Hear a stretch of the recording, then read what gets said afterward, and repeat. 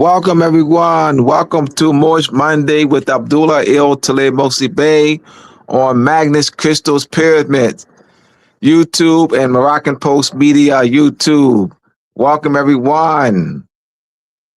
If you haven't subscribed to the channel, please do so. Let people know that we're live. Share this to your various social media platforms. We're live and direct. We have a very thought-provoking lesson for you tonight. Across my screen is my website, mooresandmasonry.org. For any of my books, Moorish Masonry Part 1 and Part 2, Masonic Complex Square, The Connection to Measurement and Timekeeping, How Venus and Moon Rule, Etymology Vocabulary, Supplement You 1, and the Illuminati and Illumination of the Mind. Go to mooresandmasonry.org. This is a topic that is dear to my heart, and we're gonna be hitting heavy on for quite some time. We have we got a national tour starting in Savannah, Georgia. We're still looking at either May or June. Still working out the planning for the date. All right, so we're gonna get started about Israel. All right. Peace.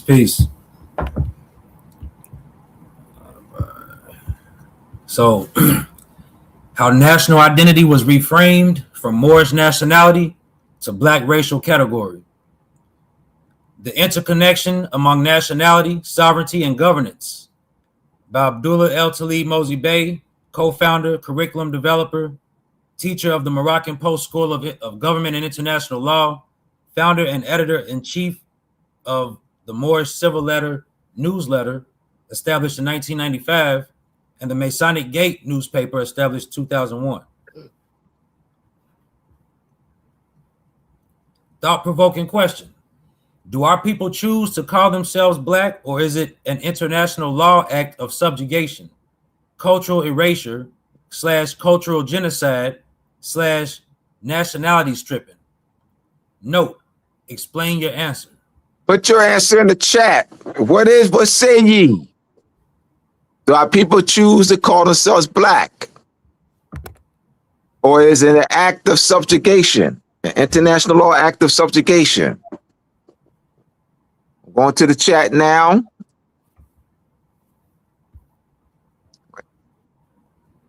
Do our people choose to call themselves Black, or is it an international law act of subjugation? What say ye? We still got more people coming in.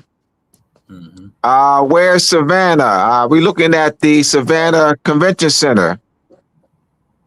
We're looking at the Savannah Convention Center. Someone said both. Someone said both. So they thought both. Whatever the answer, explain your answer. Yeah, explain the answer. Give a short explanation if you can. Yeah, the young elder. Explain your answer. You said your answer is both. So explain your answer. Choosing. So it's both in your answer. Your answer is both. That means that it's choosing to call themselves Black and an international law act of subjugation. So your answer is both. That's your answer. That's international act of subjugation. BD Bay, why is it international law act of subjugation? A label because people have forgotten their actual nationality. Black's a label because people have forgotten their nationality. So that's your answer. Two choices to choose Illness. from. Ali, less producer. Illis producers, yeah. Is that Illis? Illis. Illis. Oh, thank you.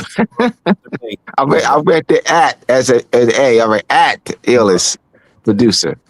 Yeah, You can tell I'm slow. Yeah. All right, so what's the word? All right, greeting to. All right, international type your answer in. You guys go for about another minute. Another minute. Mm-hmm. Which one we want to address? We have the illest producer to 2438. I'm driving. All right, so all right. Can't. All right, it's that's the proper way to describe what's done to us. So you saying that's BD International Law Act of Subjugation is the proper way it was being done to us. That's We have BD Bay, and then Samara Bay, definitely subjugation marked up put upon us during the time of slavery. During the time of slavery, so that means slavery's over. Just we'll see. Let's analyze that too. During the time of slavery, to separate us from our illustrious history, our land, and our Moorish title. We'll see whether slavery is over.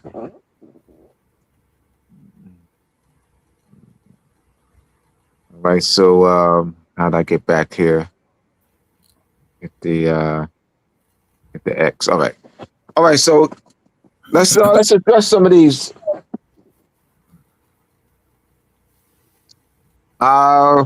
Which one you want to start with both? All right, both. We'll start with both. So how we at so the choosing to call ourselves black would mean, all right, so in the principles of contract, that was a conscious act on our part. Mm-hmm. Yep. We were not forced. Mm-hmm. So forced, free will, mm-hmm. voluntarily, willingly, knowingly. There was no force involved. I just want we got to go through some analysis with this. So yeah, that's that critical thinking. We got to facilitate critical thinking. So you understand, and when you have both now, the choosing, understand what choosing means, and in the terms of contract, choosing. All right. Free will, voluntarily, willingly, knowingly, right? Consent, we consented to it. Mm-hmm. So, and then you said both, and so the other one is would be force, subjugation. Elements would be opposite, yeah. Yeah, elements would be opposite. Elements of subjugation. Yep. Force, non-free will. So how can both exist at the same time? How can it be forced and then free will? Because subjugation is forced. It's stripping of a people of their cultural identity, renaming, reclassifying that. But that's done when you talk about subjugation, that's forced against a people's free will. You're talking, it's opposite. So how can it be both? Yeah, exactly. Yes, so let's go look at another one. Okay. BD Bay says International Act of Subjugation. He says that's the proper way to describe what they've done. And BD Bay said according to the magnitude of the injury. Yeah, the magnitude, yes. Uh-huh. Then BD Bay says, never had a meeting of the minds, no disclosure. Right. So not only the magnitude of the injury, but who are we, our original status and condition, belonging to a foreign state. So the fact that we are people that belong to a foreign state by national origin and descent. And we were stripped of our cultural identity, renamed and reclassified, with a people and a nation that was reclassified as a racial minority group. A nation of people reclassified as a racial minority group in a foreign jurisdiction.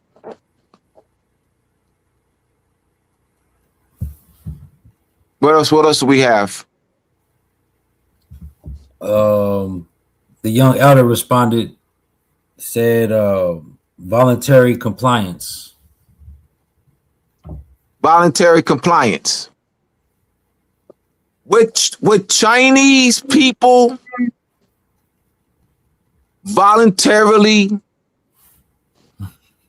call themselves yellow? Like what would that mean for the Chinese people to voluntarily call themselves yellow? You got Chinese people now that they know who they are, their culture, their flag, their national seal, you know, their cultural identity, their nationality. They're placed in among the family of nations, treaty relations and embassies and throughout the world, different parts of the world, and ambassadors and consulates and consuls and consul generals and treaty protection and the Chinese Constitution, and that so they would voluntarily remove themselves from the family of nations. They would voluntarily remove themselves of their Chinese sovereignty, treaty protections, and international relations.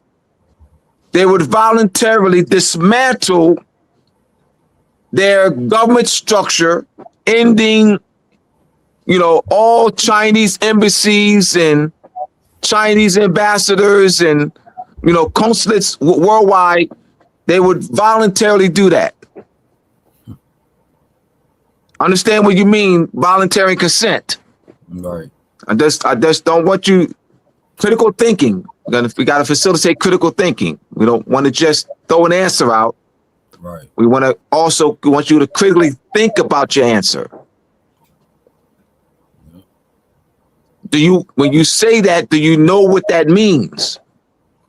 Elements. What the elements involved. Elements. Voluntarily compliance. What else do we have?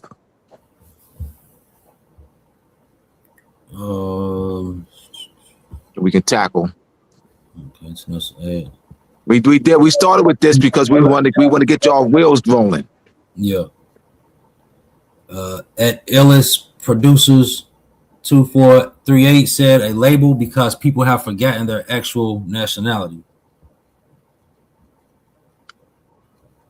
Well, this will be before forgetting. Yeah. I mean, choosing to call ourselves black or international law act of subjugation, that would be before forgetting. It would be that is a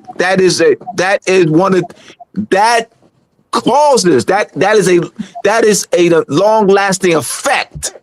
Mm-hmm. The forgetting is the long-lasting effect of being stripped of our cultural identity, meaning the forgetting our collective history. That's an effect of the subjugation. The putting that on a people and then they forget immediately. No, that's a result of that's part of the long-lasting effect. and where we are today. The forgetting. Read that again. The forgetting because they A label because people have forgotten their actual nationality. They forgot it because of the subjugation, because of the culture stripping, because of the renaming and reclassification. So that's a effect. Mm-hmm. That's a long lasting effect. Yeah. Mm-hmm. You say we're aiming at the cause and not the symptom. Yes, that's absolutely, that would be the forgetting is the symptom. Mm-hmm. The cause is the stripping, right, of our cultural identity, and renaming, reclassifying, and being placed into a artificial and fictitious racial, with the racial category of black. All right, so we can move on. So I just wanted to get the juices flowing, y'all. Man, get the juices flowing. Mm-hmm. That's why we started with that.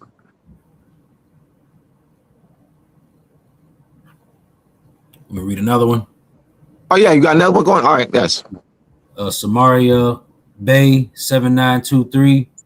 Definitely subjugation, marks put upon us during the time of slavery to separate us from our illustrious history, our land, and our Moorish titles. All right, so let me look at during time of slavery. Would that imply that slavery has ended? Because during the time of slavery, I'm taking that as slavery's over. That was a mark put on us during the time, some slavery past time during the time of slavery. But if that has not been remedied, it's put on us during the time of slavery, but it's still on us. So wouldn't that be still time of slavery? I mean, it has not been remedied. We have not. Yeah. It's still on us. The time of slavery is ongoing. It never ended. It never ended. Yeah. I mean, we have not been made whole. We have not been restored, returned to our original condition and status. All right, let's look at this. Let's look at international law, whereby a nation or kingdom or empire of people been subjugated or had lost their sovereignty due to conquest or subjugation, military occupation, and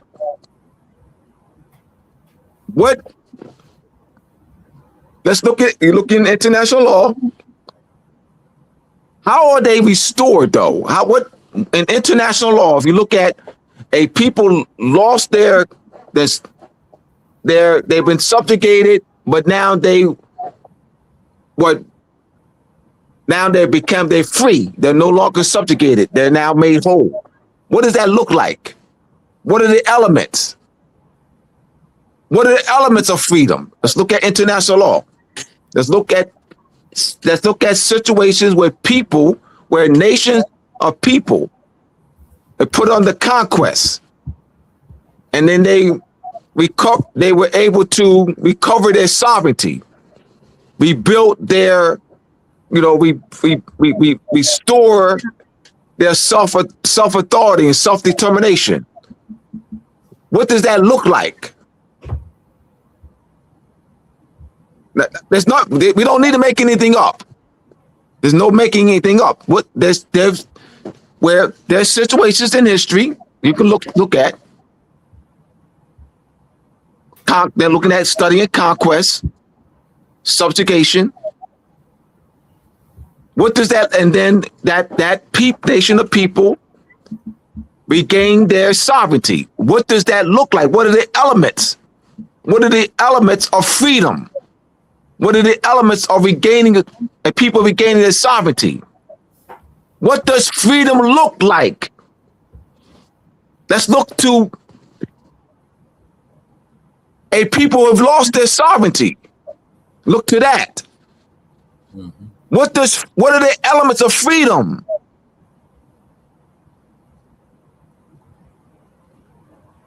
Have we been returned to our original condition and status? Like, what are the measuring sticks to determine that a people free? A conquered people. What are the measurements to determine that conquered people is now free? How is that determined? Don't you would look at the position they were in before conquest and subjugation? Like, wouldn't that be a measuring stick? Their position, their condition and status before conquest and subjugation, slavery, bondage. When you start there, like when we start there, like this, to say that a people is free, how that's measured?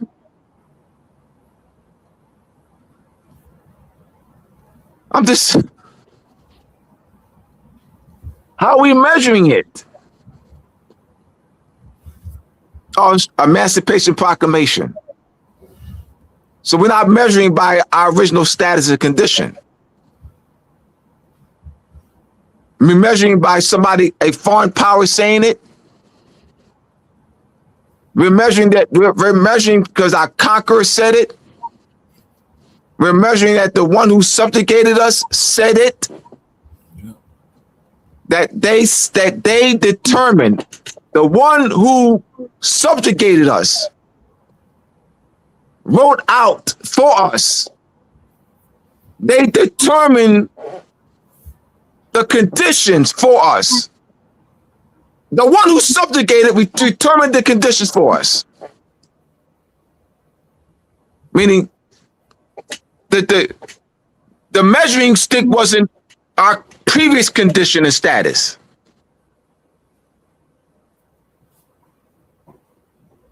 It's just this level of thinking discussion has not been presented to our people. And that's what happens when we strip a people of their culture, our people, and stripped of their cultural identity. See what happens. They don't have their measuring stick of their original status and condition.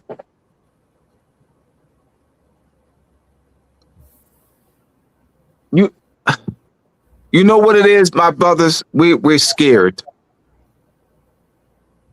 Our people are afraid. We're operating on fear. I'm gonna explain what I mean. We really are. We're operating on fear. They got us. I got you. I got you, European. You got us. I got you. You got us. We're operating on fear. That fear is, of what they've been doing to us, or putting us in that fear of, being whipped by them. You know what I mean? Being lynched by them. Being, working in cotton fields. That fear is we operate on fear. Because the descendants of the people who did those things to us are still in control. It's that fear. So we move on fear. They'll do it again to us. Well, they still doing it to us, and that fear, they got us in fear. That has to be discussed. We got to have open discussions on that. We have to have open discussions. This is important that we have open discussions, open dialogue. Our fear that we have of them. We have that fear.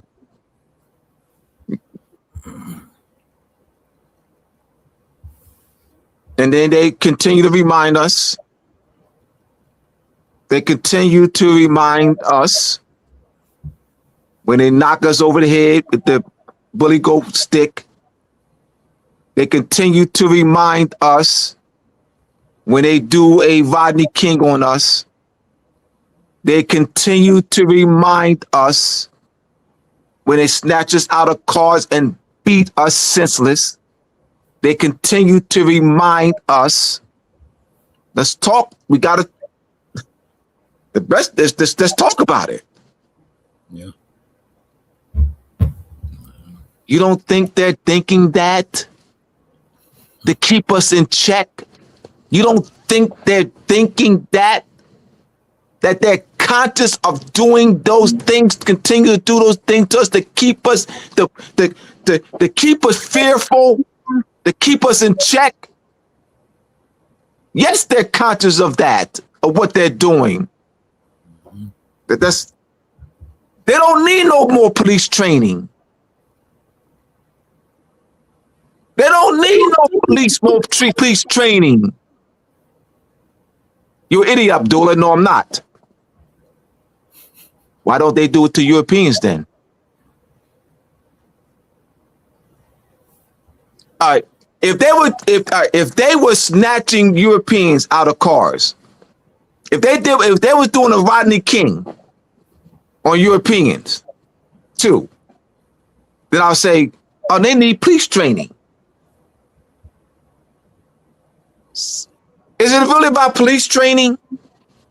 Really? Is it really about that? Because then if they were doing it to them too, then I'll be pushing for that. They're not doing it to them. Means they know how to handle situations. They're not doing it to them. If they was doing it to them, like, oh, they need police training. They don't need no police training. It's a conscious act. Let's not be fooled. That's all. What are you fooling? All right, we're gonna move on. I just wanted to address, that came to my mind, Israel. Maybe I went off topic a little bit. No, that's important. That's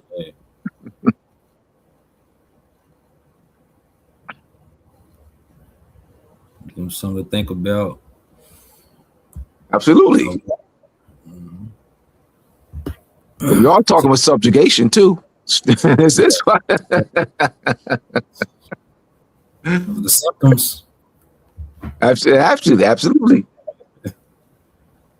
All right. So the interconnection between King Philip II of Spain, 1567 pragmatic, and the modern race of classifying the people of the family of nations with non-nationality and non-ancestral words of white, black, red, yellow, and brown. Stripping the Moors / Black Moors / Blackamoors / blacks of their nationality and cultural identity. The redefining and reclassifying of the Moors as an international law act of subjugation. And this is a major abuse. I mean, this is more major than the police brutality. Yeah. I'm not an idiot. That's a symptom. I'm not an idiot. Mm-hmm. Are you kidding me? Police brutality ain't got nothing over this. Police brutality has nothing over this. Are you kidding me? You're talking about an act that has affected millions of our people who died. I'm talking about the millions who died. The millions who died 200 years ago. The millions who died 150 years ago. The millions who died 100 years ago. The millions who died 50 years ago. It's not just, no, we're not just going to talk to those who are living now. Oh, no, no, no, no. Oh, no. There's not just those who are living. This is our ancestry. They live in us. They're living. They live in us. Yep. They were affected. So you don't just talk there's those who are living. You talk ancestry. This is major. Stripping a people of their cultural identity, removing their sovereignty. Long-lasting effect, the loss of their people's collective history,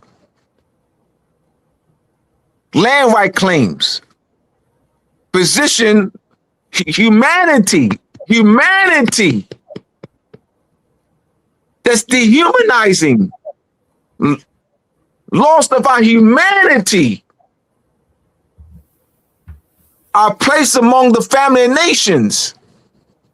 This is black, but police brutality ain't got nothing over this.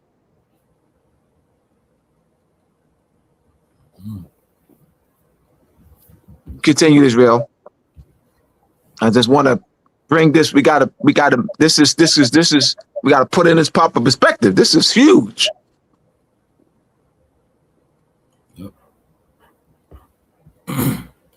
Suppressing the collective historical memory of the Moors.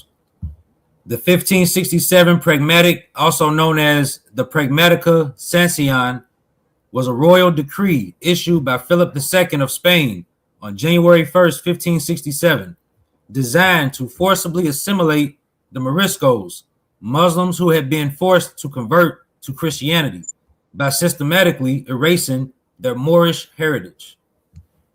Forced. Y'all check that out. Y'all Google that. Read into Erasing their Moorish heritage. Yep.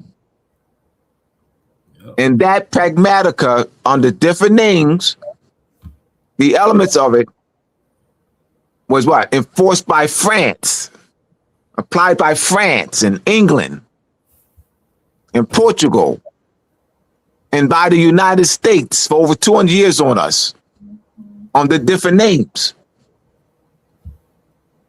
And in the United States jurisdiction, they're called racial category. Here we go. King Philip II of Spain called it the Pragmatica.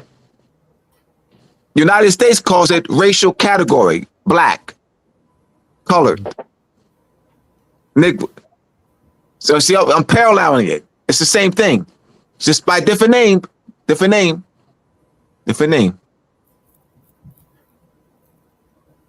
What? Is it erasing their Moorish history? So what does black do? Colored, people of color, colored people, Negro. Erases our Moorish history, strips us of our cultural identity. It serves the same, it has the same effect. It's the Pragmatica. We got to draw the parallels. Yeah. I get it, Bill. So key prohibitions of the decree of the Pragmatica. Mm-hmm. The decree targeted every visible and audible marker of Moorish identity. Language. It strictly banned the use of Arabic and Berber, both in speech and in writing. All Arabic books and legal documents were ordered to be destroyed. Clothing. Traditional Moorish dress, including embroidered garments, and the al-malafa veil was outlawed. Moriscos were forced to adopt standard Spanish Christian attire, hats and pants. Names and customs. The use of Moorish names was forbidden. Cultural practices such as Moorish weddings, traditional music and dances, the Zambra, were banned. Daily life, public baths, hammams, central to both hygiene and social life in Islamic culture, were ordered to be demolished. Education. Morisco children were required to be educated by the Catholic Church to ensure they grew up without their ancestral heritage. Motivations and consequences. The Spanish crown sought to create a homogeneous Christian identity and consolidate political authority, viewing the Morisco's distinct culture as a fifth column threat. Economic impact. The ban on Arabic legal documents effectively stripped many Moriscos of their property rights, as they could no longer prove ownership. Rebellion. After a failed appeal by the Morisco leader Francisco Nunez Malay, the decree's harsh enforcement triggered the rebellion of the Alpujarras, 1568 through 1571. In final suppression, the rebellion's defeat led to the mass deportation of over 80,000 Moriscos from Granada into the other parts of Castile, eventually paving the way for the total expulsion of the Moriscos from Spain in 1609. This was a direct violation of the Treaty of Granada of November 25th, 1491. It was put into force in January 1492. And in the Treaty of Granada, Moors, protecting Moorish personal rights. So Abu Muhammad surrendered Moorish sovereignty of Granada to Queen Isabella and King Ferdinand. But that didn't surrender the Moorish personal rights. The Treaty of Granada protects the Moorish personal rights.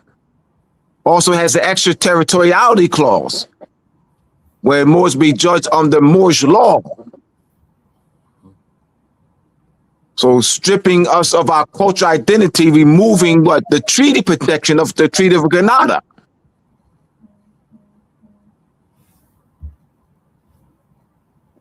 I wanted to drop the Treaty of Granada in there too as well. All right, go ahead, Israel.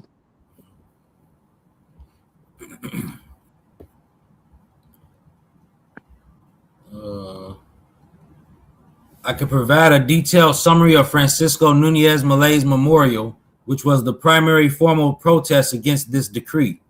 Should we examine his arguments for cultural preservation? Christians in name, the Morisco problem, 1499 to 1614, Chapter 7.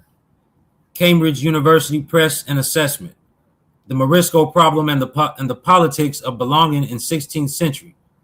The expulsion of the Moriscos, Al-Andalus y la Historia, Al-Andalus y la Historia. Christians in name, the Morisco problem, 1499 to 1614, Chapter 7. Muslims of medieval Latin Christendom, century 1050 to 1614. According to the Pragmatic, which was to come into force at the beginning of 1567, written and spoken Arabic and Berber would be banned together with tradition.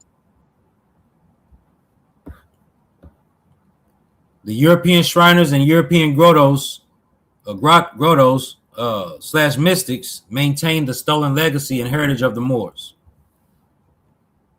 AI overview. The Shriner's fez is a red brimless hat with a black tassel, adopted in 1872 as the official headgear for members of Shriners International. It was chosen to reflect the Near East and Arabian themes of the fraternity, and it features the official emblem of the organization, including a crescent and scimitar, 2 claws, a sphinx, and a 5-pointed star. The hat serves as an outward symbol of membership, and its emblem represents different aspects of the fraternity's characteristics and philanthropy. All right, so what does it mean for the Shriners, European Shriners that look like Donald Trump? What does it mean? What act is it? What act is it when they rename and reclassify the Moorish fairs as the Shriners Fairs. What is that act called? They rename and reclassify the Moorish Fairs as the Shriners Fairs.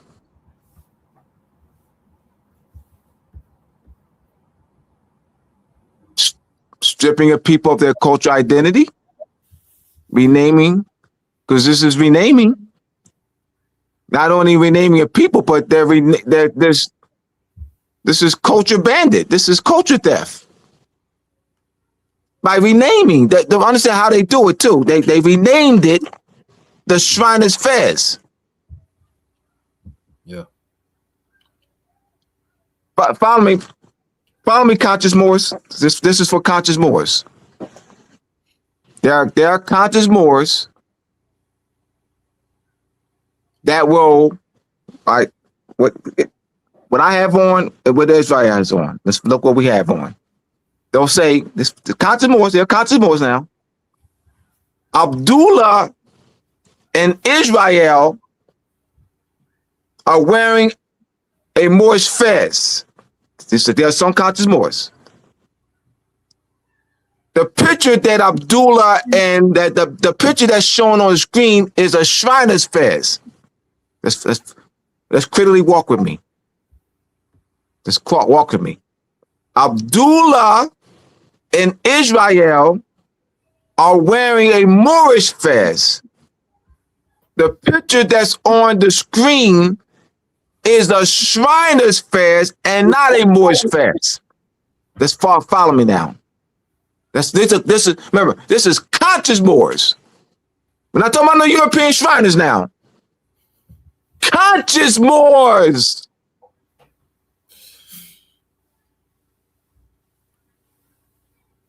How is that? Come on, conscious Moors. How is that? What's on the screen? A Shriner's fez.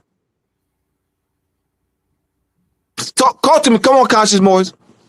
How's it a Shriner's fez?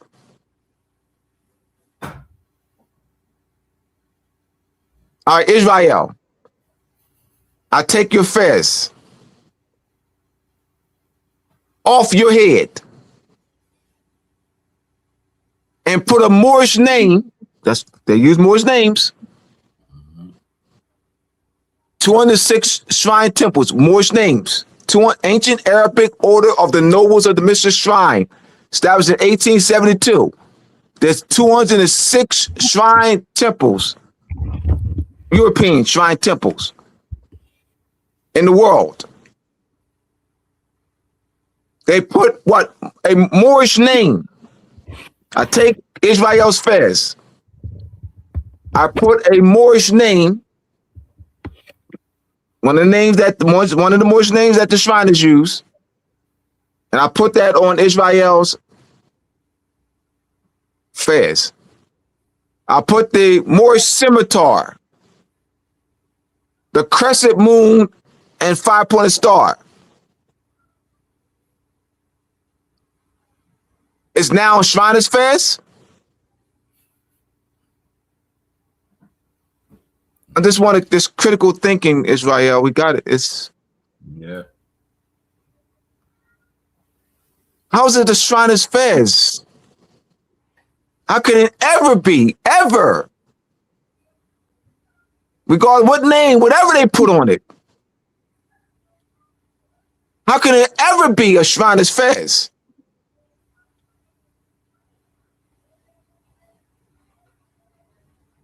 Meow. Meow. Yo, dog. Meow. You see that dog over there? Meow. Abdullah, that's not a dog, it's a cat. I mean, yeah, because I've heard that so many over the years with conscious Moors, and we just gotta challenge it. We gotta challenge. We do, because that's a weakness. The misconceptions is a weakness.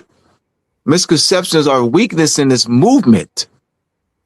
It inhibits our growth, our development. It inhibits our growth mentally, politically.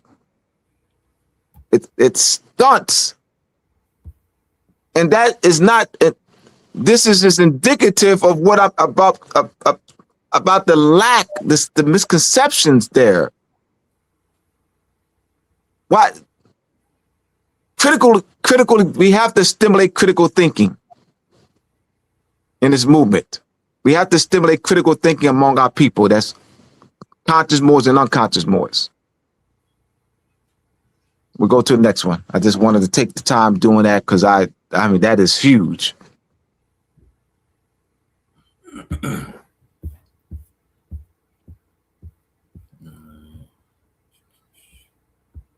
The continuation of the 1567 Pragmatica of King Philip II of Spain forbidding the Moors/Black Moors/Blackamoors/Blacks from wearing our Moorish fez, turban, and regalia, speaking and writing our language, Arabic, using our Moorish names and using our Moorish scimitar, practicing our Moorish customs, culture, and traditions. Look at the regalia, the Moorish regalia. Not Shriners regalia, not Shriners regalia, Moorish regalia. Not Shriners fez, Moorish fez with Moorish names. Not Shriners names, Moorish names. Not Shriners scimitar, Moorish scimitar. And the crescent moon and star, 5-pointed star, ties to our culture understanding of the moon calendar, as well as the Venetian calendar in the 8-year Earth and Venus alignment that forms that Rosetta or 5-pointed star in the sky. 584 days, 5 times 584 days, 504 days periods. That forms that 5-pointed star or Rosetta in the sky, right? Represents the 8-year Earth and Venus alignment.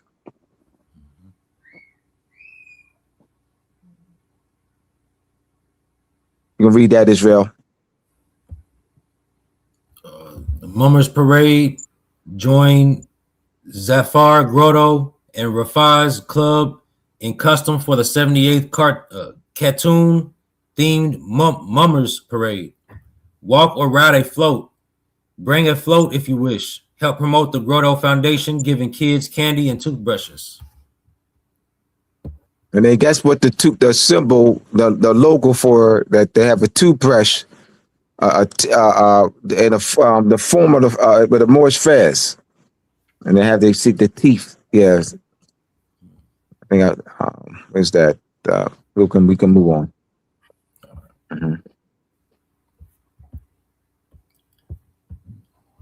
In June of 1923, Washington, D.C. prepared for thousands of men to descend upon the city for the 49th annual session of the Imperial Council of the Ancient Arabic Order of the Nobles of the Mystic Shrine. In other words, the Shriners were coming to town.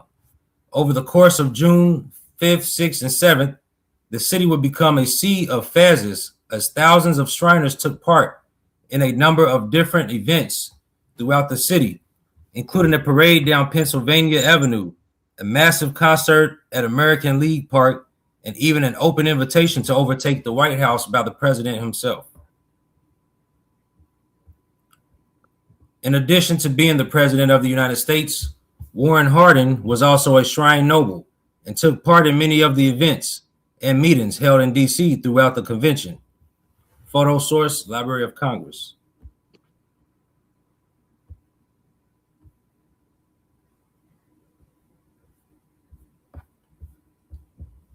Old French postcard, the Zouaves in traditional attire on the big halt in a caption are provided by our contributors.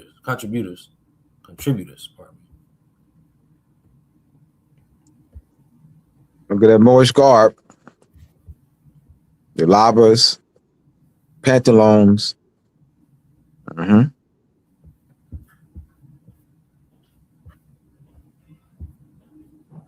The Zouave jacket frenzy. The Zouave jacket frenzy in the 1860s. Military uniforms have influenced fashion throughout history and continue to do so today. In the mid 19th century, Americans were taken with the French Zouave in the Crimean War as they were publicized in newspapers and magazines.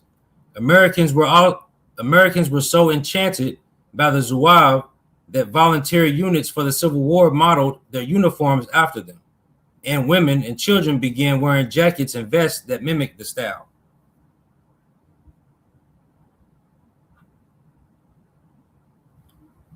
Zouave jacket worn by Private Nathan Showers, 1842 to 1865. What's the CO?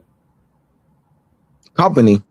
Company 114th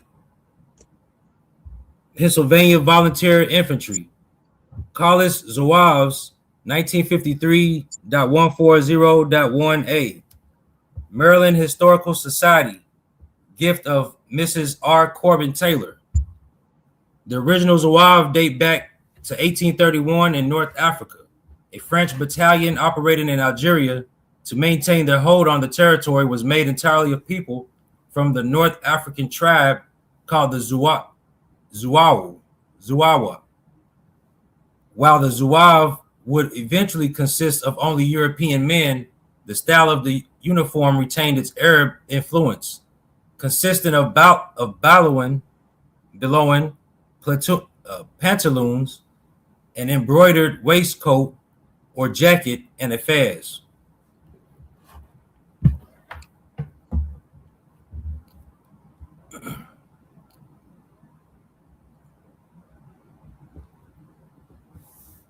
The Zouave uniform. The uniform of the 5th New York Volunteer Infantry, Derays Zouaves, 1861, consisted of a distinctive jacket, vest, sash, baggy trousers, and fez. The Zouave uniform, adopted on both sides by many volunteer units during the first year of the Civil War, was based on that of the elite Zouave battalion of the French army, whose dashing appearance matched its fighting abilities. In their turn, the French Zouaves modeled their uniform and drill after the native dress and fearless tactics of their former Algerian opponents, encountered in the course of the colonial war of the 1830s.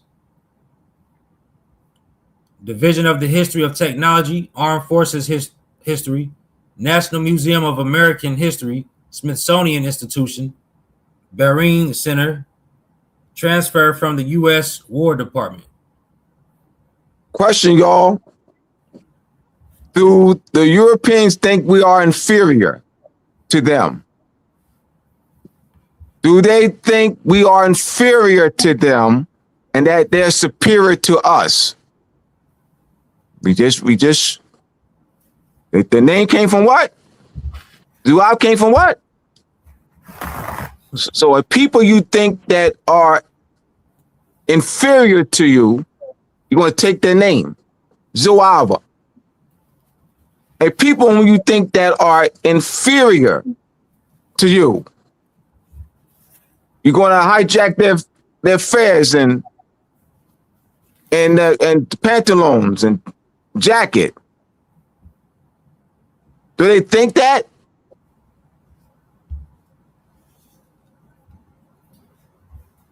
Or they want us to think that about ourselves and think that they want us to think that they're superior to us and we're inferior to them? Mm-hmm.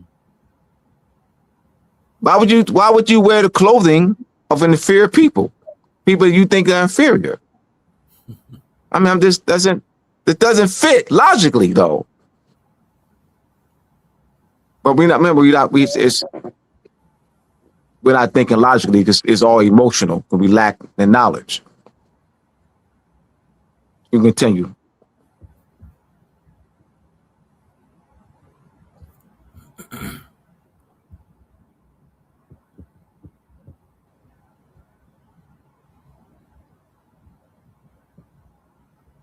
See that there?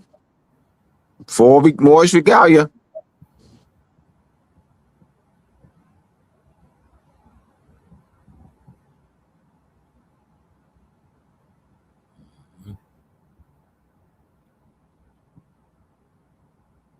Turban. Mm-hmm.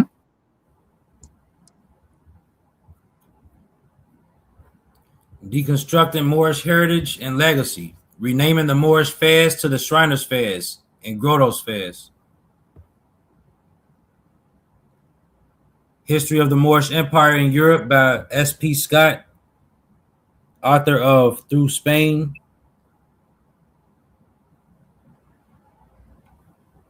And this says amateur film Atlantic City Shrine Parade. It's actually a video too. Yep. And see, look at that. Full Moorish regalia. Yeah. King Philip II of Spain, 1567, Pragmatica Edict, stripping the Moors / Black Moors of our cultural identity, fast turban regalia, Moorish names, Moorish architecture. Former Islam temple at 650 Geary Street is city landmark number 195. So we got Moorish architecture. They designed the shrine temple buildings in the form of Moorish architecture. The Moorish revival style in America. And people whom they think are inferior. Wow, and that's something. People whom they think are inferior. Ah, that's good.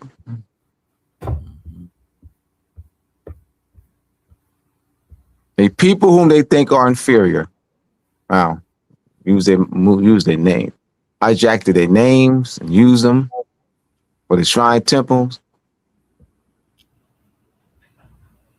Detroit Shrine Circus Battle of Fort Sumter.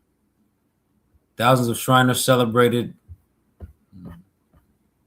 So Shriners marching in the American Royal Parade, Kansas City, Missouri, USA. The people whom they think are inferior. Wow, that's interesting.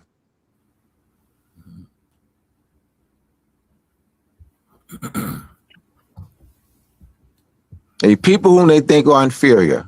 It's interesting. Mm-hmm.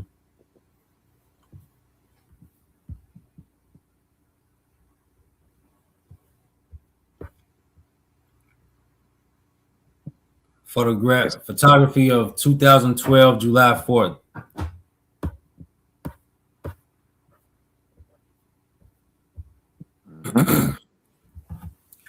Francois Bernier, Carl Linnaeus, and Johann Friedrich Blumenbach, the fathers of the national and cultural identity stripping race paradigm, classifying the people of the family of nations with non-nationality and non-ancestral words of white, black, red, yellow, and brown. Francois Bernier, in his 1684 new division of the earth by the different species or races of man that inhabit it: Eurasian / American, Sub-Saharan African, East and Northeast Asian, and semi-lapse. Carl von Linné, Carl Linnaeus, in his 1758 10th edition of Système Lettres, he subdivided and color-coded the people of the family of nations into 4 categories, coinciding with 4 major continents and Hippocrates' 4 humors: cholery, red; melancholic, yellow; sanguine, white; and phlegmatic, black. Quadrupedea, ordo anthropomorph, skin color and geographic origin. Homo europaeus, albascus, white skin / European white. Homo americanus rebescus, reddish skin / American reddish. Homo asiaticus liridosus, yellow skinned Asian. And Homo africanus nigger, dark skin / black African. Y'all see where this comes from? This black, white, red, brown, and yellow. Of using the word dehumanizing words, non-ancestral words of white, black, red, brown, and yellow. But we're gonna get to the brown. Yep. All right, Johann Friedrich Blumenbach. 1775 treatise on variety of mankind, first edition. Johann Friedrich Blumenbach's 1795 third edition, 5-part naming system for the people of the family of nations. Caucasian, Caucase, European, white race / white. Note, Blumenbach was the first to use the term Caucasian for European and white. Mongolian, Mongolique, yellow race / yellow. Ethiopian, Ethiopique, black race / black. American, Americane, red race / red. And Malayan, Malake, brown race / brown. Humans could be divided in varieties. All national differences in the form and color of the human body run so insensibly by so many shades and transitions, one into the other, that it is impossible to separate them by any but very arbitrary limit. Johann Friedrich Blumenbach. Let me address the stripping the Caucasian people of their cultural identity. Johann Friedrich Blumenbach did that. Caucasian is a nationality of a people. When Johann Friedrich Blumenbach placed the nationality, ancestry of a people, the Caucasus, into his racial category, that is stripping and associating it with white. That's a stripping of the Caucasus people of their cultural identity. So what you see on the day, white / Caucasian, that's stripping a people of their cultural identity.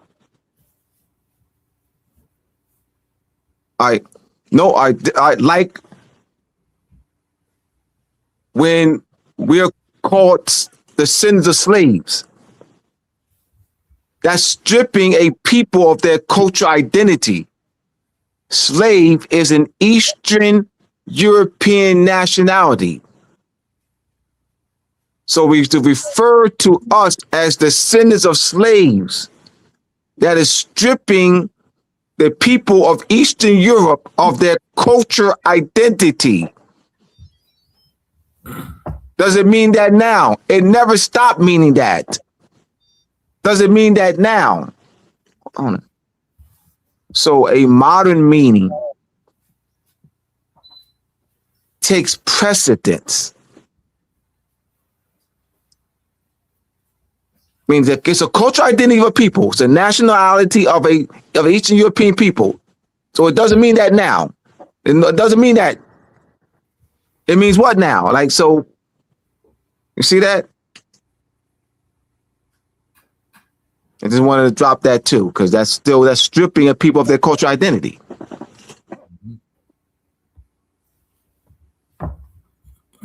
And nationality.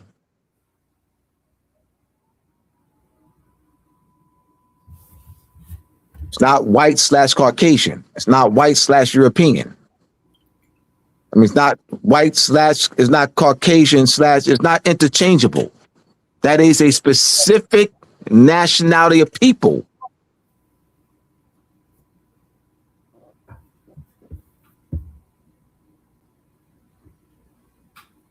And it doesn't apply to everyone that looks like Donald Trump. That the Caucasians, the nationality Caucasian, does not apply to everyone that looks like Donald Trump. Cornelius Francois Bernard did that. White/Caucasian.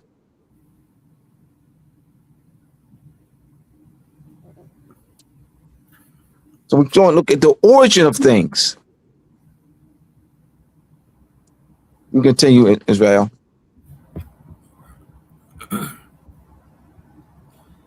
How has Francois Bernard, Carl Linnaeus, and Johann Friedrich Blumenbach's works being used to maintain the international law act of subjugation of our people? Erasmus Darwin, 1731 to 1802, and Charles Darwin, influenced by Carl Linnaeus, 1809 to 1882, Swedish name Carl von Linné, works.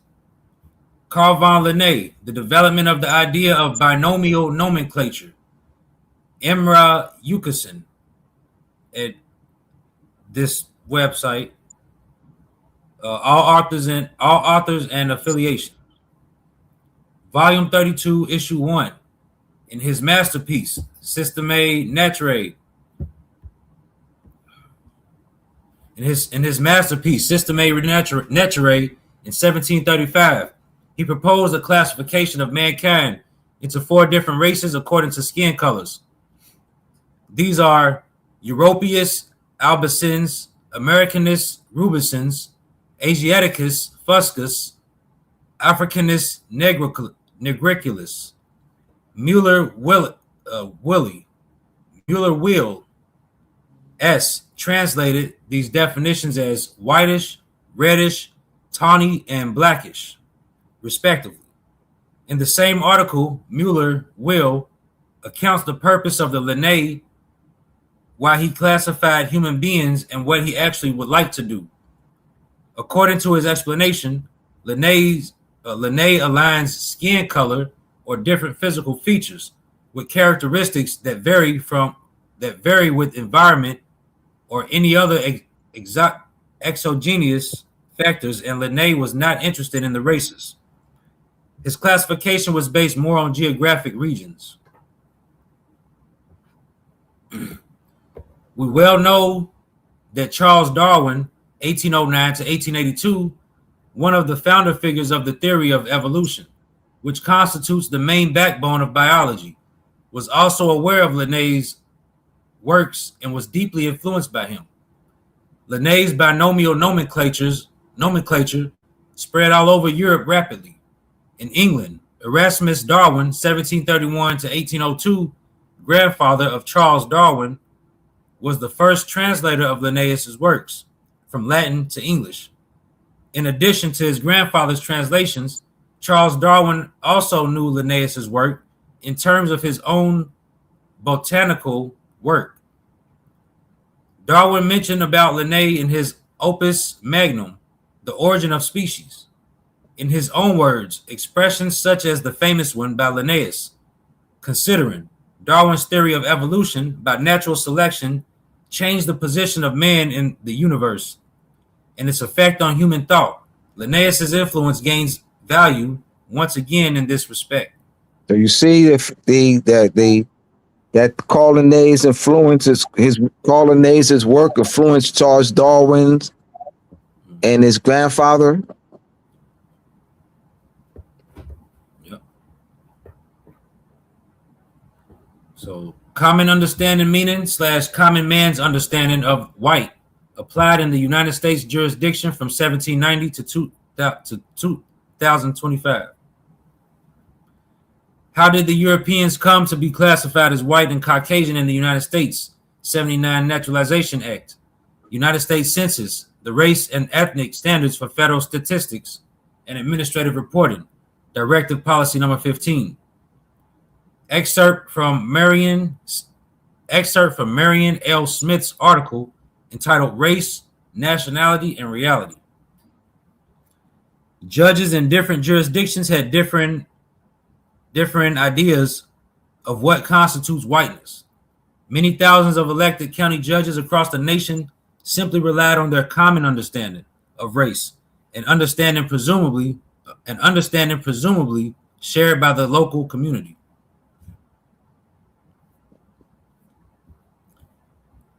Ozawa versus United States, 260 U.S. 178, 1922. The term white person, as used in Revised Statute 2169 and in all other earlier naturalization laws beginning in 1790, applies to such persons as were known in this country as white in the racial census when it was first adopted, and is confined to persons of the Caucasian race, P.260 U.S. 195. United States versus Beget Singh. United States versus Beget Singh Thand, 1923. Thand was considered a Caucasian by some scientific definitions. The court ruled that the term white person should be interpreted based on the common man's understanding. The court found that because Hindus were not perceived as white by the general population, they were ineligible for naturalization. Who gave the word Caucasian its quote unquote scientific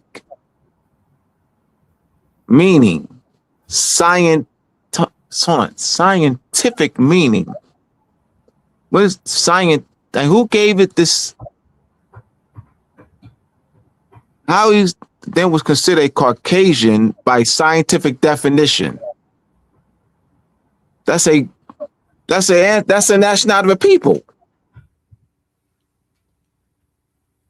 See Frank Johann Friedrich Bumbach. That's 1795. This is 1923. Was that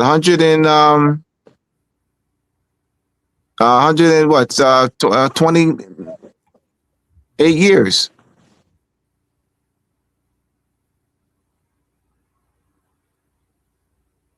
You continue. And remember that quote too by what's his name? Dick. What's his name? Robert Dick? Philip The K. basic Dick. Yes. The basic tool for the manipulation of reality is the manipulation of words. Those who control the meaning of words control the people who must use them. Yep. So we're demonstrating here. They can see what that phrase means. That's profound.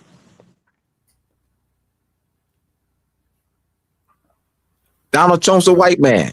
See, controlling the meaning of words. Donald Trump is white. No, he's not. No one is. Look at him.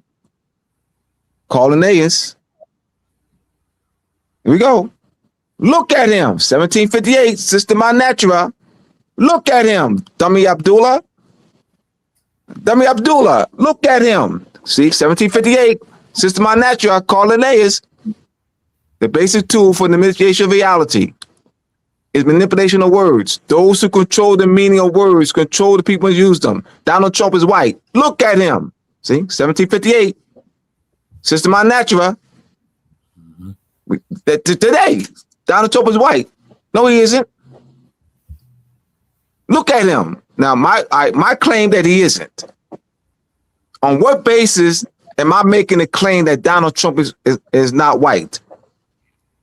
Because the word white does not identify his ancestry, lineage, national origin, descent, pedigree, nationality, parentage. That's why. Top that. Somebody top that. That means top that. Show me that the word white identifies his nationality, national origin, pedigree, ancestry, lineage, descent, parentage. Show me that.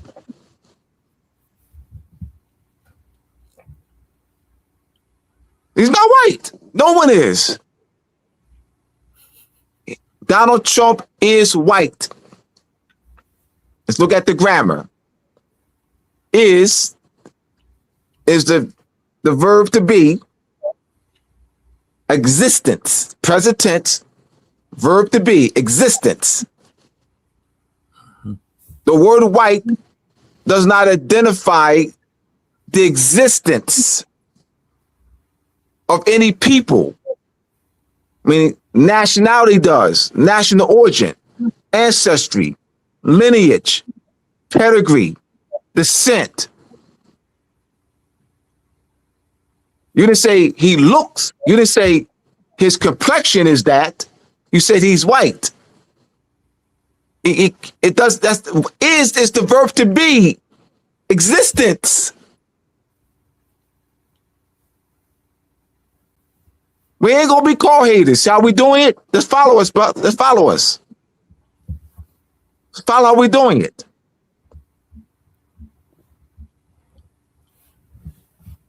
By my not calling Donald Trump white, and by my calling him by his nationality, Scottish and German, I'm honoring Donald Trump.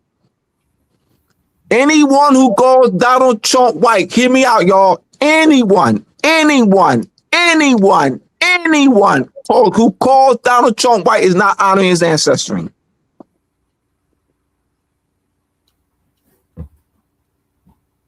We gotta get them out of the fictional world, too. Mm-hmm. We gotta force them to deal with us in the real world. Yeah.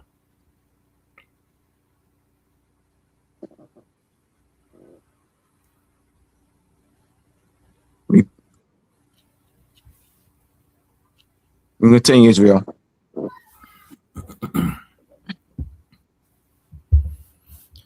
What is the origin of the common understanding meaning of the word color as used by the Equal Employment Opportunity Commission, EEOC, and United States courts? What is the origin of common understanding meaning / common man's understanding of using complexion, skin tone, pigmentation, and shade to define the word color?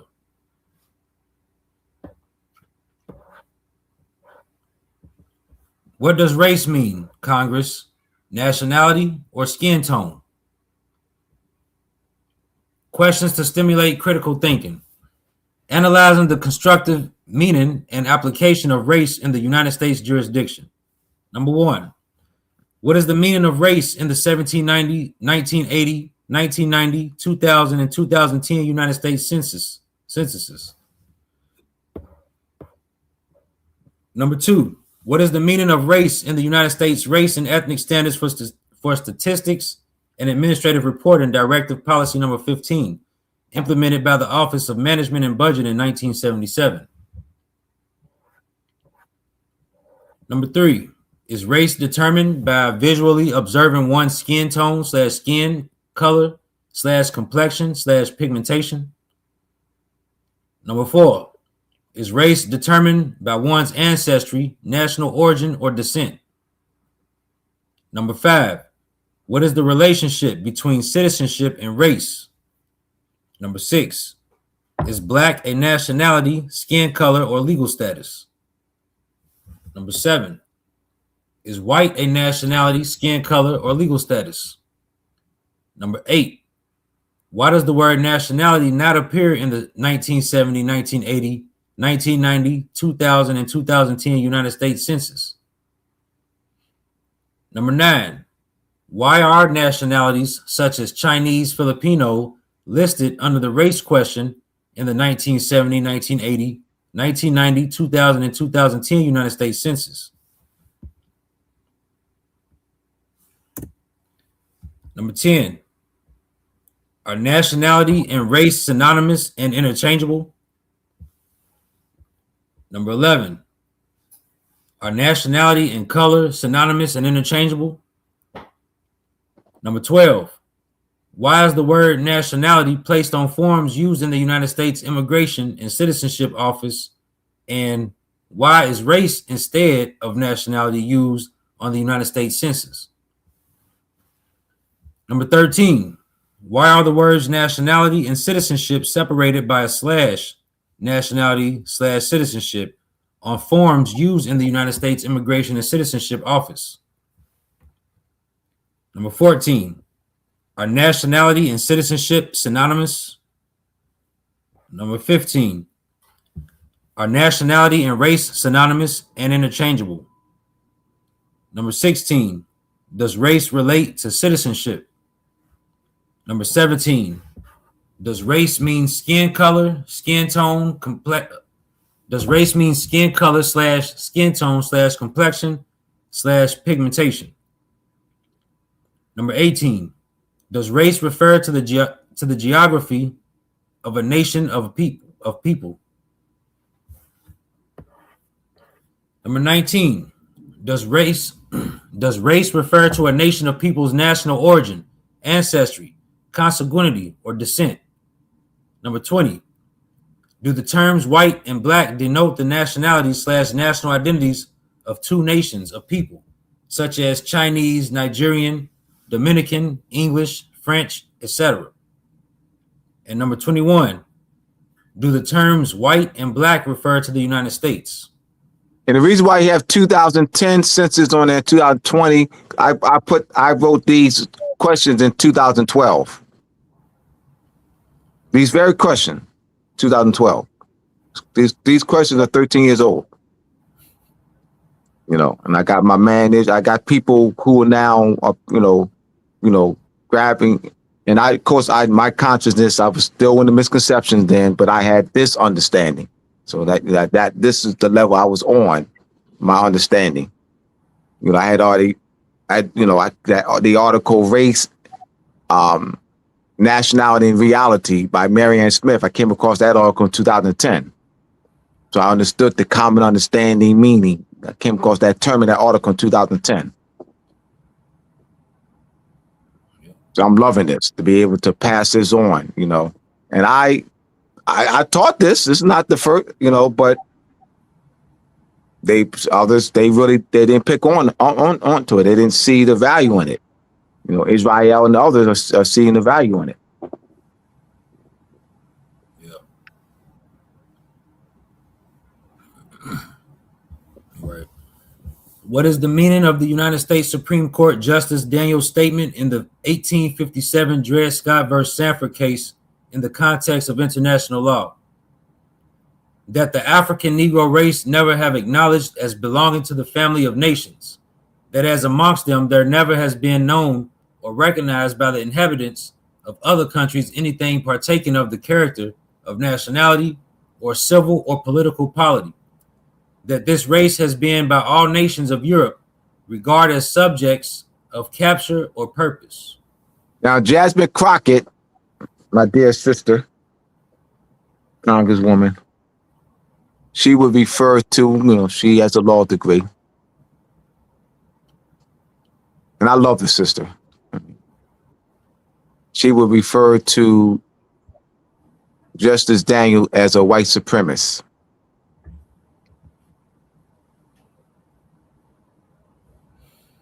Didn't like black people.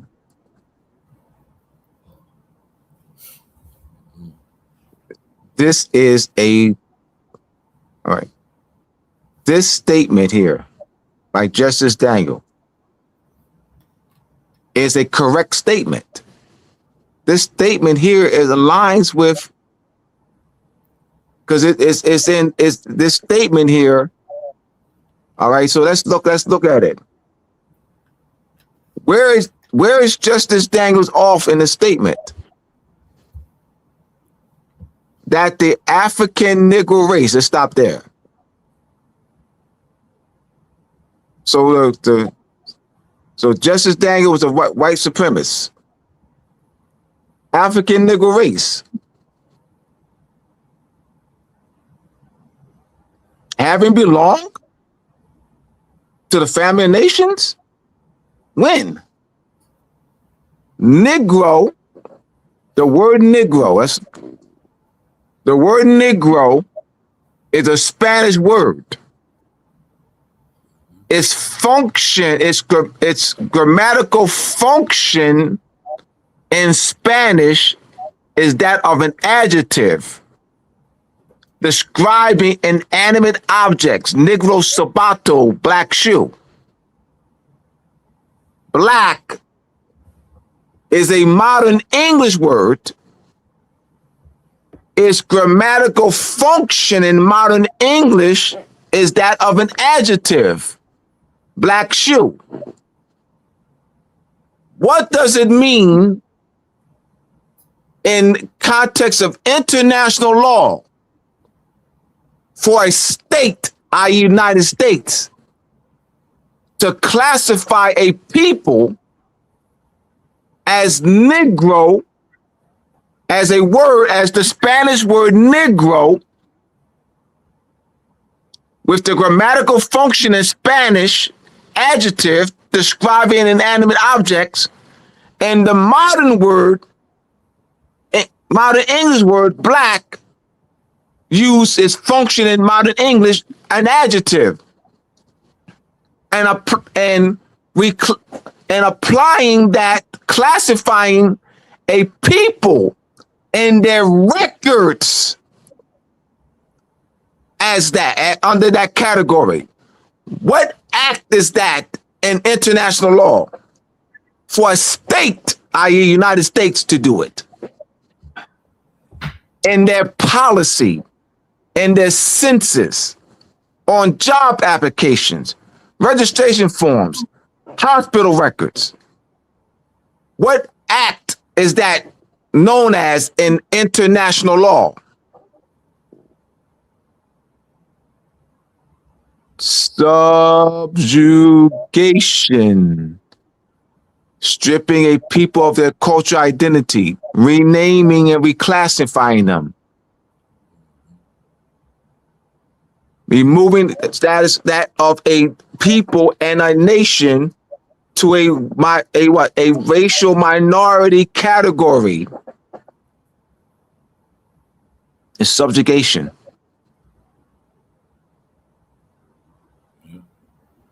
Just as Daniel said, African Negro race, not having acknowledged as belonging to the family of nations, that as amongst them, there has never been known or recognized by the inhabitants of the nations anything partaking of the character of nationality.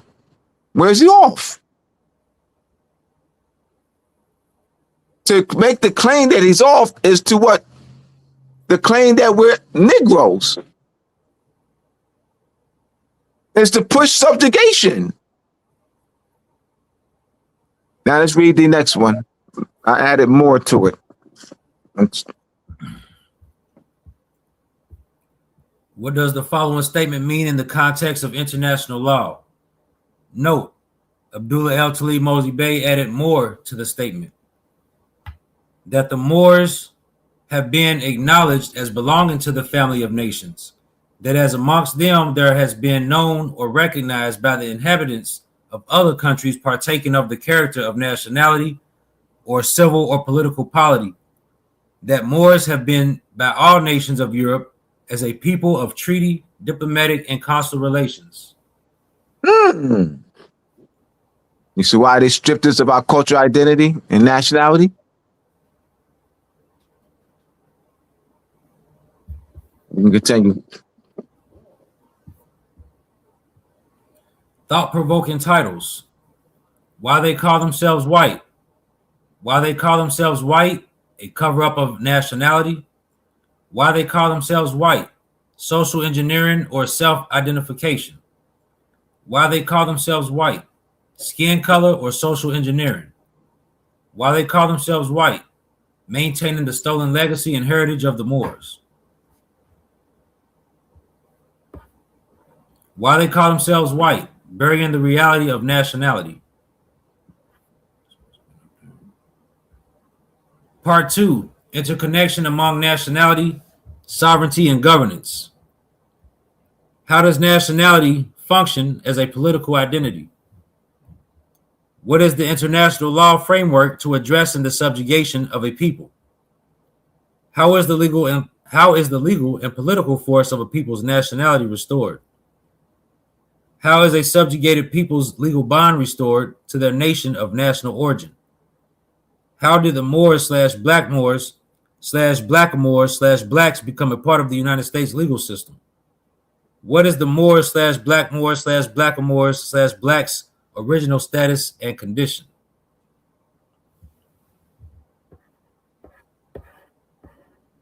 Explain how the political phrase "the people" embodies the interconnection among nationality, sovereignty, and governance.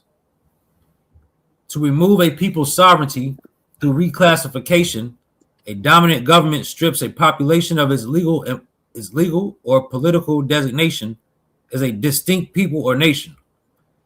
The reclassification changes their status from a self-governing entity with inherent rights to a different, often subordinated legal category. AI overview. To remove a people's sovereignty through reclassification, a dominant government strips a population of its legal or political designation as a distinct people or nation. The reclassification changes their status from a self-governing entity with inherent rights to a different, often subordinated legal category. This process is typically used against indigenous populations and is a strategy to diminish their authority over their lands, resources, and internal affairs.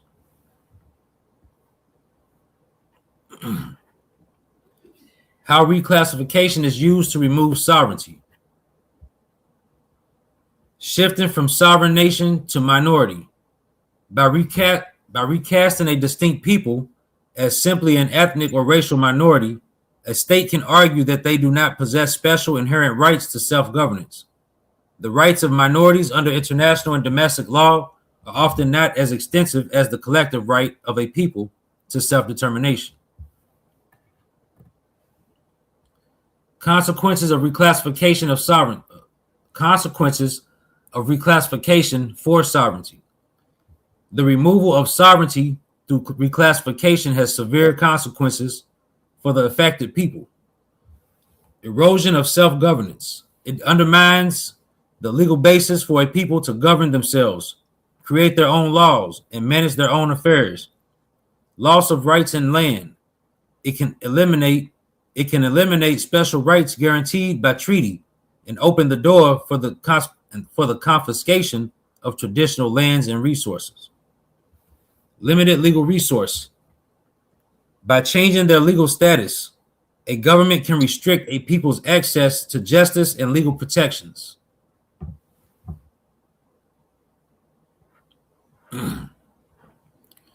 Subjugation through the reclassification of a people is a process of systematic oppression that denies a specific group their identity and legal rights by new social and racial categories.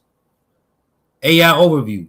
Subjugation through the reclassification of a people is a process of systematic oppression that denies specific groups their identity and legal rights by imposing new, often discriminatory, social or racial categories.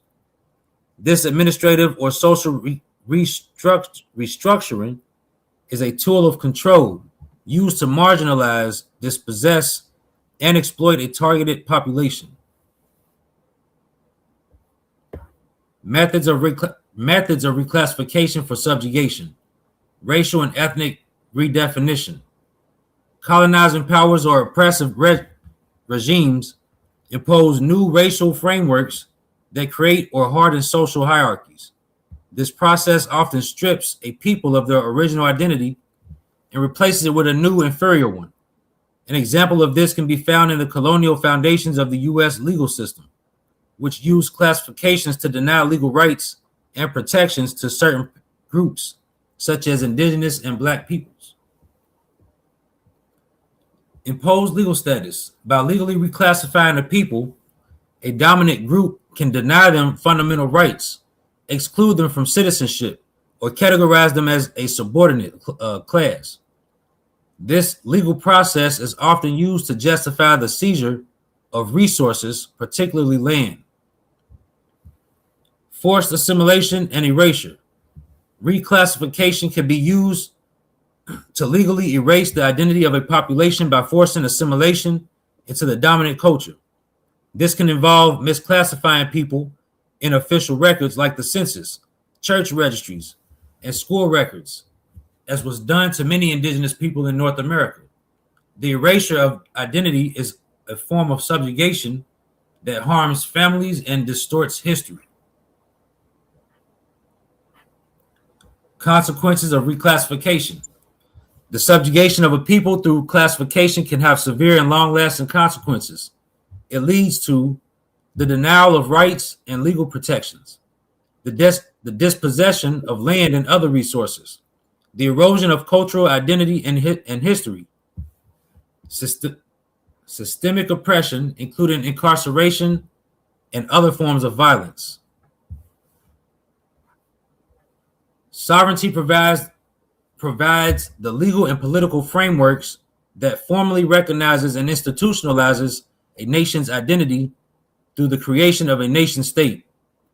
Sovereignty provides the legal and political framework that formally recognizes and institutionalizes a nation's identity through the creation of a nation state. In this model, sovereignty, traditionally defined as supreme authority over a territory, is fused with the principle of national sovereignty, which asserts that a national community has the right to govern itself. Here's a breakdown of how sovereignty interacts with nationality and national identity. National identity as the foundation of sovereignty. A shared sense of national identity derived from common language, culture, history, and values is often the basis for a group to aspire to political autonomy and self-government. This sense of kinship provides the social cohesion necessary for a people to seek their own sovereign state and determine their own political destiny. Sovereignty as the institutionalization of identity. The establishment of a sovereign state formalizes a nation's identity under international law, giving it a sovereign identity. This provides a legal personality for the state in its relations with other countries. The deep interconnection of nationality, sovereignty, and international law forms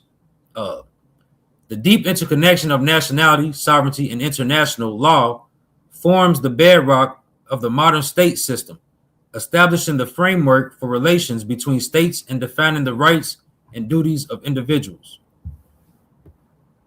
AI overview. The deep interconnection of nationality, sovereignty, and international law forms the bedrock of the modern state system, establishing the framework for relations between states and defining the rights and duties of individuals.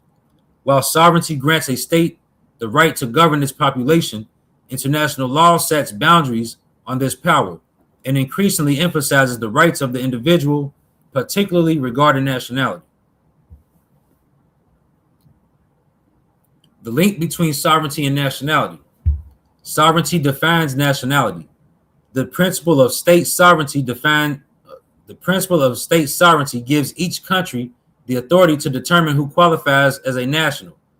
This power to legally define its population is a core component of statehood. This is done through domestic laws that specify the criteria for acquiring and losing nationality, which often rely on principles such as jus sanguinis, nationality by descent, or jus soli, nationality by place of birth. Nationality affirms sovereignty. An aggregate of nationals creates the personal dimension of a state in international relations. This bond gives the state jurisdiction over its citizens, ever when they are abroad. This ability to protect and claim jurisdiction over its nationals is a fundamental expression of a state's sovereign power.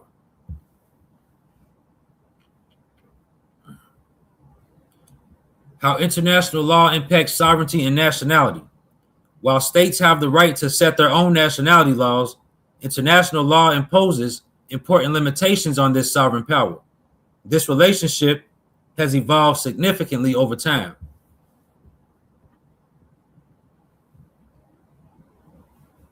Number one, limits on state power. International law restricts the absolute power of states regarding nationality and sovereignty through conventions and treaties, such as human rights agreements. It prohibits the arbitrary deprivation of nationality and aims to reduce statelessness, obligating states to grant nationality in certain situations to those who would otherwise be stateless. States must exercise their sovereignty in accordance with international legal obligations, including respecting human rights. Number 2, recognition and diplomatic protection. For international recognition of nationality, a genuine link between the individual and the state is often required. The International Court of Justice's Notenbaum case emphasized this principle, stating that recognition requires a genuine social connection, not just a legal one.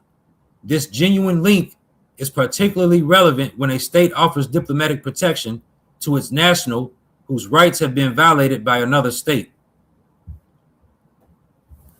Number 3, human rights and the individual. Modern international law increasingly focuses on individual rights, shifting some emphasis from state sovereignty.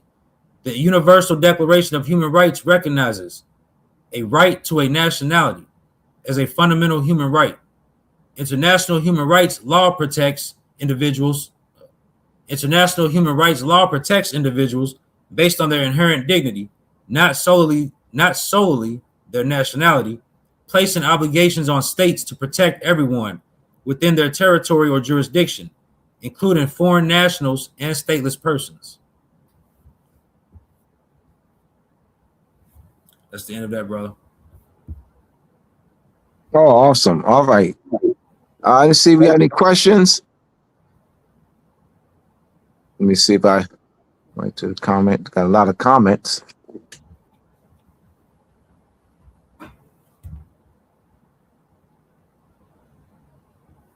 Read the history of the Moorish Empire in Europe, volumes 1, 2, and 3.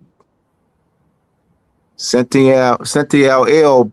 Bay, peace, brother. Rule might be relevant in determining the principles applicable in respect of state secession. State secession. State secession is the transfer of principal international law that deals with the transfer of property from one state to another through a legal instrument, i.e. the Louisiana Purchase Treaty, i.e. the Guadalupe Treaty, done through state secession. So you have the law of secession involved in territoriality, territorial sovereignty. Territorial sovereignty is transferred, but the state secession is where the property is transferred. Louisiana territory is transferred to the United States from France to the United States through a legal instrument, the treaty, the Louisiana Purchase Treaty. I just wanted to define the term that's used.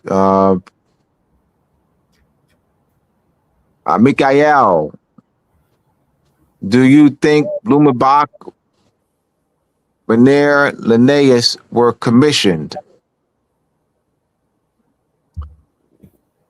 They were their research was funded, and their studies were adopted by universities. Carl Linnaeus' study was adopted by many universities as well as Blumenbach. So they were well supported and funded. Were they commissioned by you're talking about by a government? You're asking if were they commissioned by, was Francois Bonner commissioned by the French government? Was Linnaeus commissioned by the Swedish government? All right, that's research we'll look at into Israel. Was Blumenbach commissioned by the German government, or was there an international body that commissioned them? All right, that's you know me, I ain't making nothing up. Right. I am not too proud to say I don't know, and I will say this time that Israel and I will look into that. I will say that this time, and we will look into that because that's a great question. Yeah. So we have to just do some more digging on that.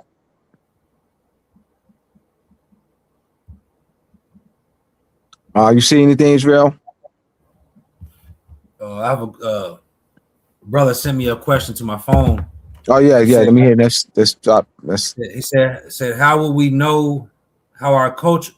How will we know what our culture was before subjugation? All right.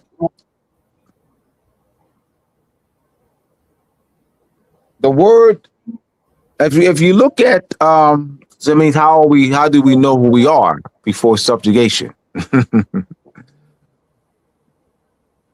Blackmore. Yeah, Blackmore in the Geneva Bible, the 1560 Geneva Bible, spelled lowercase b, L-A-C-K, uppercase M-O-O-R. That's in the 5060 Geneva Bible, like 10, 11 verses, as well as the 1599 Geneva Bible. Blackmore and the Blackmore in the 1611 King James Bible, Ethiopian substituted the same verses the King James 1611 King James Version, at the same verses at Blackmore appears in the 1599 Geneva Bible. The word the Ethiopian replaced Blackmore in the 1611 King James Version. Mm-hmm. Why is that? And why was Blackmore in the 1560s? So now we look in the 1500s. Look at the spelling of Blackmore in the 1500s. Lowercase b, L-A-C. Can you put that up there somehow, Israel? The spelling. You type that up there. The spelling of what? Blackmore. So they can see it. They just put it. Yeah. One of the at the end. There you go. Just go to the end and put. Right here. All right, there it is. Thank you. All right. So yes. So you see the spelling of Blackmore. Lowercase b, L-A-C-K. Now, why is it lowercase and more is capitalized? There's a space. So we can't read past stuff. We got to analyze it. Mm-hmm. Analyze and ask questions. Look at the spelling of it. Why isn't black capitalized? Why is more capitalized? Why did Ethiopian replace Blackmore? Then you have, look at Blackamore. So where in the 1500s, Blackmore, more is easily recognizable in that structure. Lowercase b, L-A-C-K, space, uppercase M-O-O-R. But it's formed during the 16, 17, 1800s, more is less recognizable. Look at it. Both the B and M are lowercase.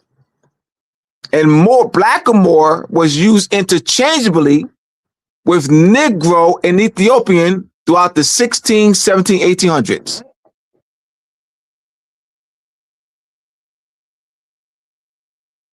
There you go right there.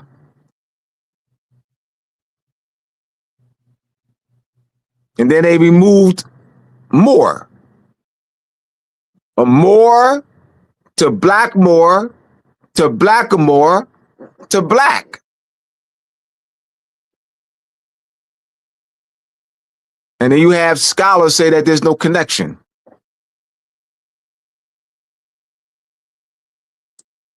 Where Blackamore was used interchange throughout literature. We got that in part 1, 2, and 3, or part 1 and 2. And why should we call ourselves black? We show short stories, poems, plays, novels. I mean, we have about 40 sources, 50 sources. We show the Geneva, the 1560 Geneva Bible references of Blackmore in 1599. We show the 1611 King James Version, same verses with Ethiopian.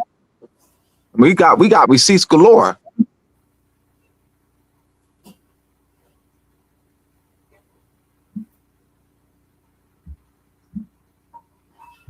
All right, was another question?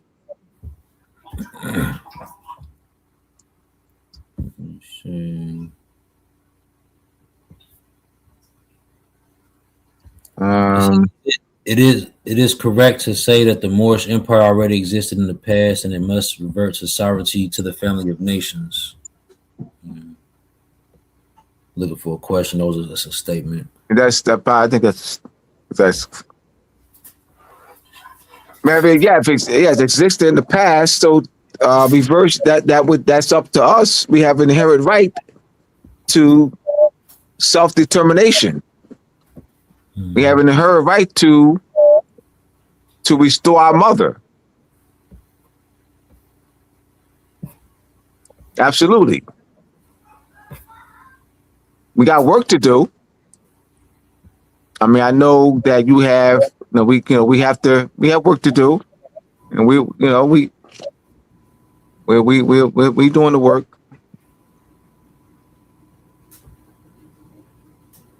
Racial categories, slavery continue with the use of the labels. Absolutely. That's it right there. The renaming and reclassifying. It never ended for us. We've never been restored to our original condition and status. Because how do you determine how's freedom measured? How are they measuring freedom? How are we measuring freedom? Like, how would anyone, let's just look at, like I said, you go to international law, look at actual study, actual examples of people being put on the conquest. And then they are restored to their original condition. What does that look like? What are the elements? Like Ceylon. Say again? Like Ceylon. Ceylon, absolutely, Ceylon. So self-rule, self-determination, self-governance.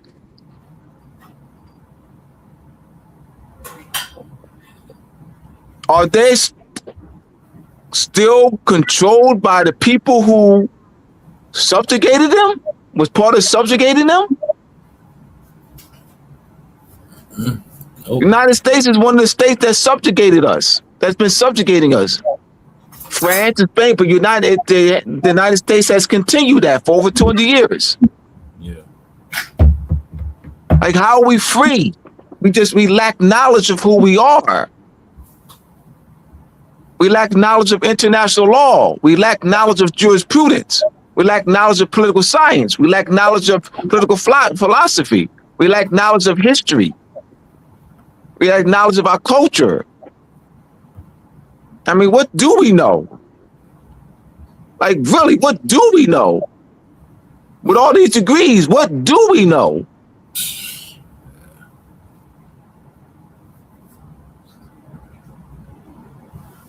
That's a good question.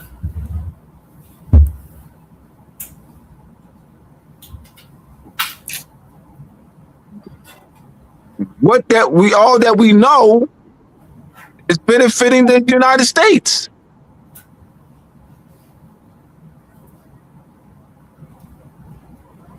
They use us as the tax base, as a labor force, as futures.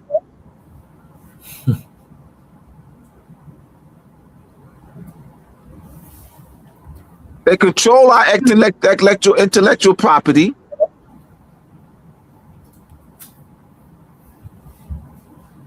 They hold death certificates on us, on our been died. They hold every avenue. So what I used to get excited when I used to get excited when one of my children, like I hear on the news, or a news report, Yeah, this black child scored a high IQ. And so for having high IQ and all that, I don't get excited anymore. Why not? Why don't I get excited anymore? I don't get excited when, our children have these accomplishments and, they go on and they have great scores and tests. I don't get excited anymore. Why not? Because the Europeans are going to use them, give them the best of the best. They will make six figures, yes. They will make six figures. They'll have BMWs and all that, 200, 300, $500,000 house, yes. The Europeans will groom them. All right. Let's say you have in Lexington, one of our children score high on an IQ test. They will bust that child. They will bust that child to a school district with European. They will groom that child. See, I'm to say this. They've done it.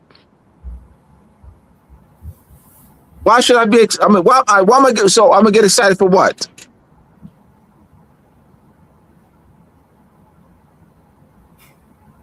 They're gonna use him.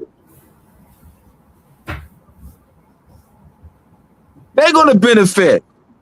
I mean, that individual person's family is going to benefit too individually, but they're gonna make millions off of that person. That's what I'm talking. Now, see what happens when we are not knowing who we are and not being organized politically.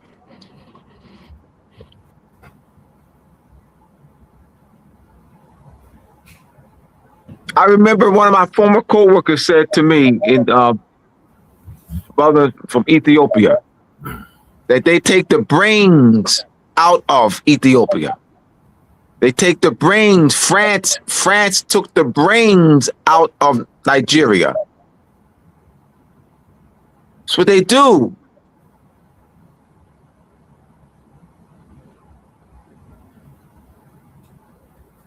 Any other questions? We got. Oh, you know what? We passed time. Let's. We'll go for 5. We'll go into 5 after. I got that. Because they still label it as black children. Yup. Why don't they say Moorish children and call us by our? But that's something that we have to do. That Cynthia L. We have to do that. Let me address that. We have to bring this issue into the world arena for all our people. Mm-hmm. We have to bring this subjugation, the renaming and reclassifying, the stripping of. We have to bring this. We have to do it. They're not going to do it. We have to do it. Yeah, it wasn't a domestic act. It was an international. It's an international act. Absolutely. This act of subjugation, stripping at people of their cultural identity, renaming and reclassifying them and placing them in a fictional, artificial racial category. But we have to do that.